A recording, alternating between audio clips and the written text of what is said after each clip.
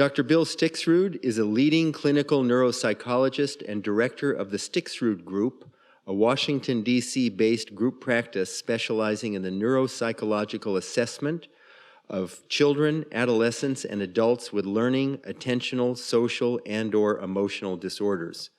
Dr. Stixrud lectures frequently on neuropsychological assessment, learning and executive disorders, brain development, motivation, and the effects of transcendental meditation, stress, sleep deprivation, and technology overload on the brain.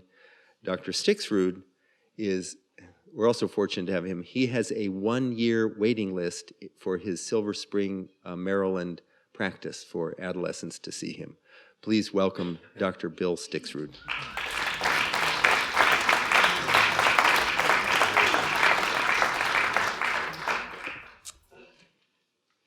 So it's true, I'm a clinical neuropsychologist, and for the last 30 years I've made a living by testing kids who have learning issues or attention problems or autism or emotional problems. And it's a fantastic job, and in part because it's interesting and fulfilling, and in part because I love the answers that kids give me to questions. I've been following this boy for some years who, I saw him first when he was 5, and he's now a young adult and doing extremely well. But what I remember most, when he was 5, I asked him the first question from a test of vocabulary. I said, "What's a cow?" And he said, "I can't believe you don't know that." So tonight I'm going to talk to you about TM and the teenage brain.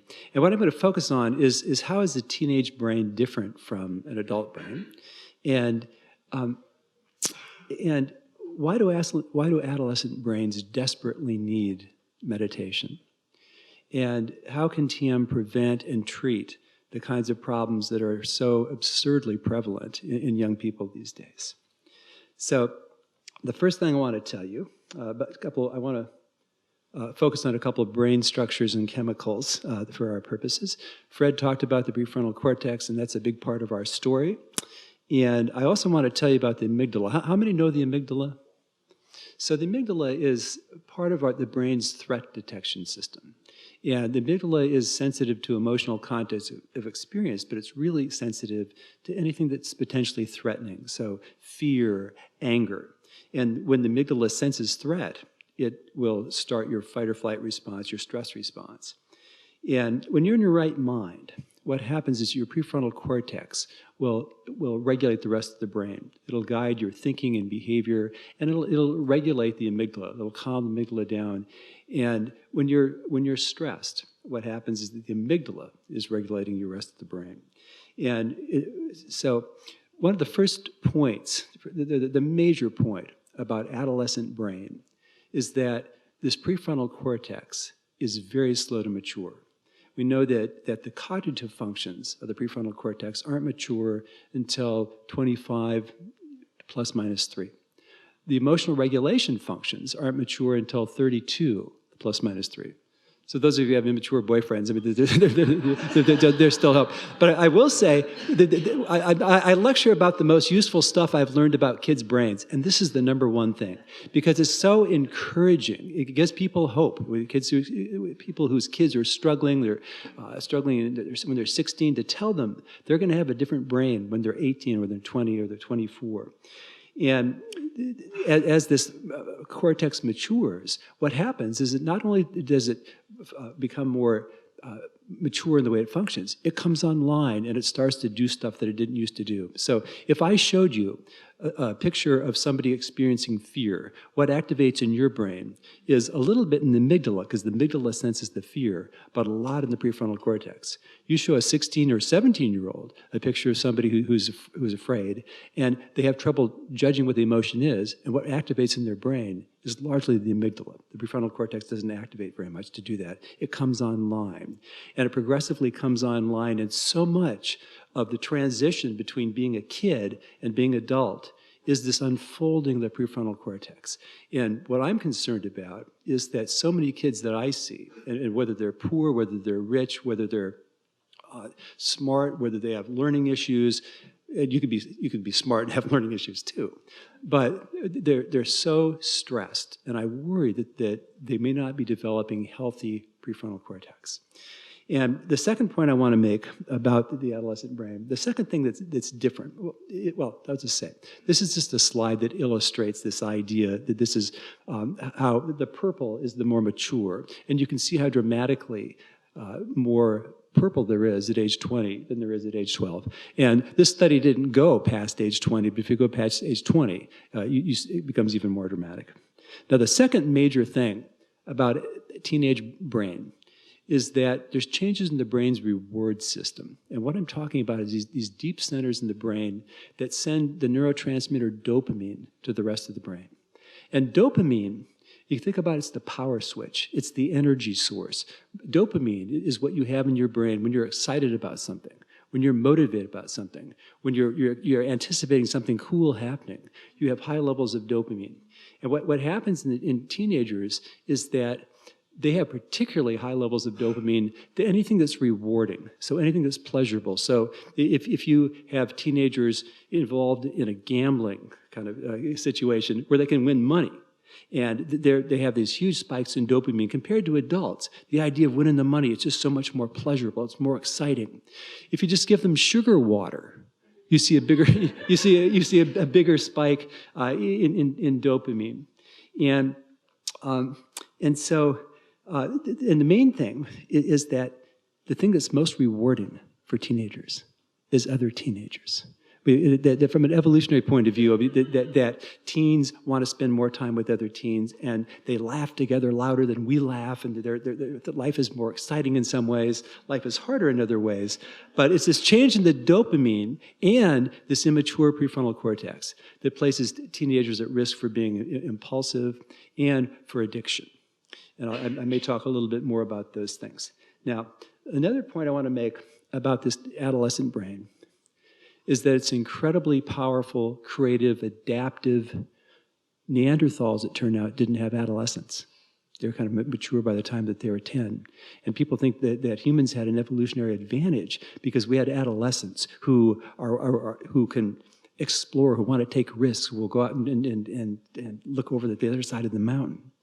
And it's incredibly powerful. I heard an interview with Bob Dylan where he was asking, could you write the kind of songs you wrote when you were 20 now? He said, are you kidding? Where'd that come from? It came from an adolescent brain. It came from a brain that's not fully mature. And at the same time, the adolescent brain is vulnerable. And it's vulnerable to the effects of chemicals. It's vulnerable to alcohol. It's more vulnerable than the adult brain to the effects of drugs. And it's more vulnerable than the adult brain to the effects of stress hormones. So we know that adolescents, because they're more vulnerable, that they're really stressed. And especially when they learn to drive. And we know that stress affects the developing brain more than it does the mature brain. And that stress can change the developing brain in a way that can have long-term effects. And so, and it turns out that kids these days are really stressed. That there is a recent study of the American Psychological Association found that teenagers now report similar levels of stress to adults. And there's a woman at the University of San Diego State by the name of Jean Twenge, who had the brilliant idea to study responses to this personality inventory, the MMPI, of people young people, older adolescents and people in their early 20s, who completed this thing in the 1930s, 1950s, 1960s. And what she found was that contemporary kids in the 2000s, were 5 to 8 times more likely to report the symptoms of anxiety disorder or depression, major depression, than young people were at the height of the Great Depression or during World War II. And why might this be? There's a lot of hypotheses. Some have to do with the incredible level of sleep deprivation that young people experience. Some people think it has to do with the increased academic pressure and competition, the fact that the kids don't play very much. Certainly, there's a lot of speculation about the effects of 24/7 use of technology. And it's a little frightening to know that the more time kids spend in front of a screen, The more attention problems they have, the more behavior problems, the more psychological problems, the more physical health problems. And this vulnerability to stress, it's a big deal in many ways, and not least of which is that one of the major tasks of being a teenager and a young adult is learning. And we know that that when you're stressed, I mean, you have the experience yourself, it's hard to pay attention. It's very hard to pay attention to something other than what you're stressed about. And from an evolutionary point of view, it makes sense, because if you're attacked by a predator, it wouldn't make much sense to focus on something else. It wouldn't go well. And by the same, and the deeper parts of our brain that do the stress response, they don't know the difference between being late for work and facing a predator. So it's just the way our brains work. We evolved that when we're stressed, we respond instinctively. We aren't supposed to learn. We aren't supposed to evaluate information. We aren't supposed to commit complex things to long-term memory and retrieve it easily, and we can't. And so that Amy Arnston, who is a major stress university at Yale, says the prefrontal cortex, it's the Goldilocks of the brain.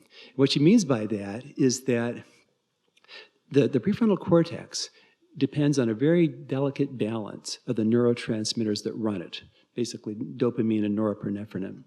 And without this balance, it's hard to focus, it's hard to think clearly. And what happens when you're stressed is your levels of dopamine and norepinephrine just skyrocket. Your brain gets flooded with these chemicals, and you can't function. So, and if after the question and answer, if you think to, ask me about my experience as a student at University of California, Berkeley. I have an interesting story about this. But so it's not surprising. I've been following people's attempts to apply brain research to education for 40 years now. And by far, the most common implication from brain research to education is that the optimal internal state for learning is relaxed alertness. Because you have to be focused, you have to be alert, but you can't be stressed. And we know too that the optimal educational environment is characterized by high challenge, low threat.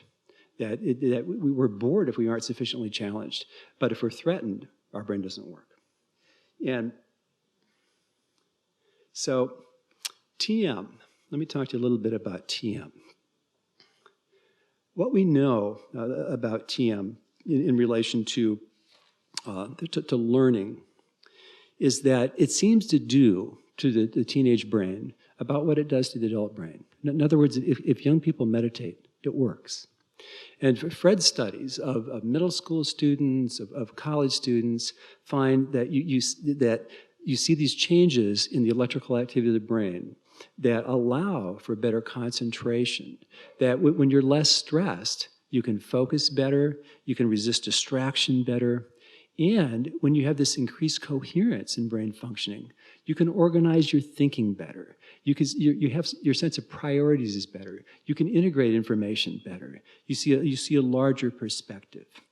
And so there's a lot of evidence now that TM, including these things, that the improved learning, school performance, a lot of evidence, this faster processing speed, higher nonverbal intelligence, this improved executive functions. And in my field, the executive functions, which include planning and organization and the ability to inhibit and the ability to be flexible, are considered much better predictors of how you do in life than IQ. And this is a big deal, and the fact that by organizing the brain, by this experience of transcendence, improving the way the brain functions, improving these executive functions, it's really a big deal from a learning point of view. And from a mental health point of view, people are talking about an epidemic of mental health problems in adults and young people as well.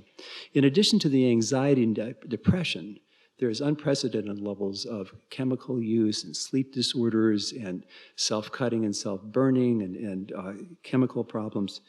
And the experts in child mental health say that a lot of this stuff, maybe most of it, can be prevented, because these problems are all stress-related problems. And that if you do a functional imaging of brains of adolescents and adults who have anxiety disorders or depression, what shows up more consistently than anything else is a hyperactive amygdala. An amygdala that is bigger, stressed. When you're stressed for a long time, your amygdala gets bigger, it gets more reactive. You look at somebody who's been traumatized or somebody who's really stressed, and their amygdala lights up like a Christmas tree. These are stress-related disorders. And you can just take stress chemicals, the stress hormones, and inject them into a rat, and a rat will start, it doesn't start to cry or anything, but it gets lethargic and it looks depressed. So these things are stress-related problems, and these things, what happens is that, as I said before, that stress affects the teenage brain more.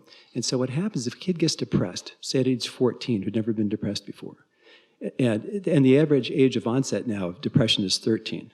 It used to be 42. But if it gets depressed, the idea, people are saying that it scars the brain, that it makes some changes in the brain that even if a kid gets better, still may be more pessimistic, still have more sleep-related problems. And what we know about TM,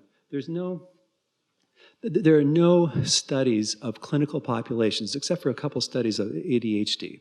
But there's no studies of kids who have anxiety disorders or depression. But there are several studies in adolescents, including middle school, high school, and college, that show significant reductions in anxiety, particularly trait anxiety. So people who tend to be chronically anxious, that experience significant reductions in anxiety. One of the really important things from my point of view is there's also a significant reduction in emotional reactivity, that people don't respond in maladaptive ways to emotional upset if they meditate.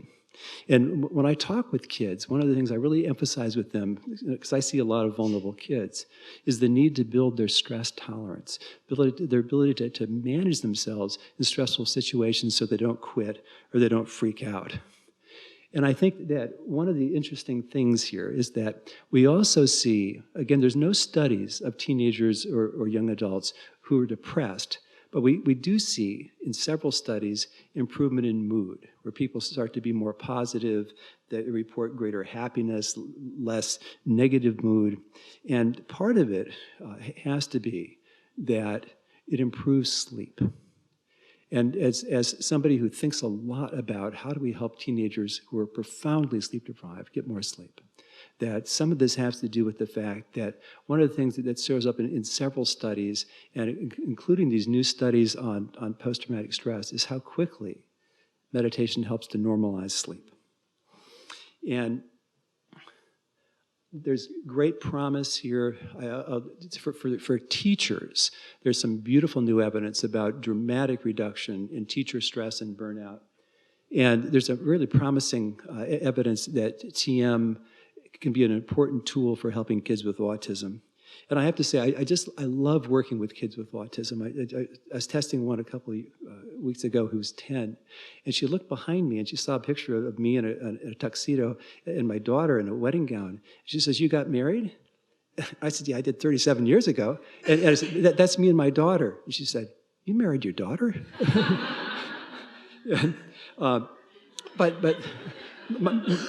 But my friend and former colleague, David Black and Norman Rosenthal, who figured out seasonal affective disorder, and along with Bobby Roth, wrote arguably the best existing book on TM, have done very interesting pilot work on autism that I will tell you more about.